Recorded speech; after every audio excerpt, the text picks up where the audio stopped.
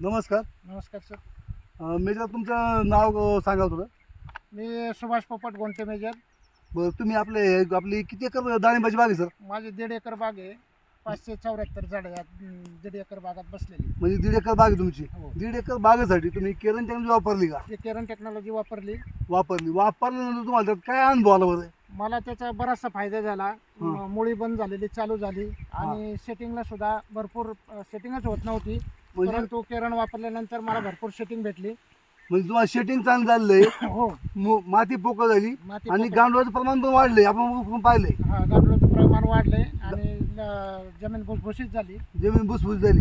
बरं एका झाडा साधारण किती फळं असतील साहेब? साधारण आता सध्या 80 ते 90 फळं असतील. 80 ते 90 फळं, काही झाडावर 150 पर्यंत पण फळं आहेत. म्हणजे म्हणजे आपण इकडे बाकीचं बघू शकताय, सर्व बागी एकसारखी शेटिंग आहे.